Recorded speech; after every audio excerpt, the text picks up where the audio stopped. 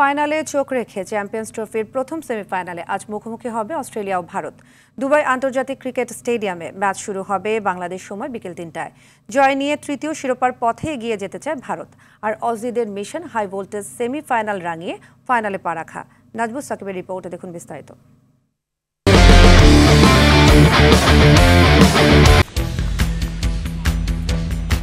ক্রিকেটের দুই পরাশক্তির লড়াইয়ের মধ্য দিয়ে জমে ওঠার অপেক্ষায় আইসিসি চ্যাম্পিয়ন্স ট্রফির হাই ভোল্টেজ সেমিফাইনালের প্রথম লড়াই। দুবাইয়ের মাঠে ফাইনালে যাওয়ার মিশন নিয়ে বর্তমান রানার্স আপ ভারতের মুখোমুখি হবে সাবেক চ্যাম্পিয়ন অস্ট্রেলিয়া।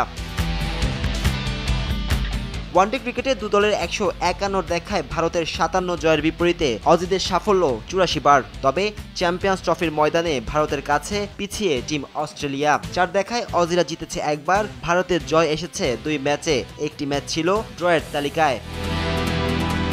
চ্যাম্পিয়নদের লড়াইয়ে ভারত ৩বার ফাইনাল খেলে দুবার মেতেছে শিরোপা উল্লাসে।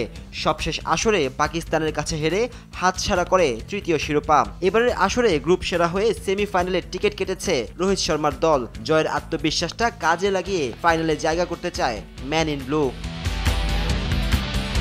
এদিকে অতীত পরিসংখ্যানে চোখ না দিয়ে ভারত বধের মিশন অস্ট্রেলিয়ার। যদিও সেমিফাইনালের মঞ্চে নামার আগে ইনজুরিতে ছিটকে গেছেন ওপেনার ম্যাথু শর্ট। পিচ বিবেচনায় তার জায়গায় দলে যোগ হয়েছেন spinning allrounder Cooper Connolly. Nazmus Sakib, RTV।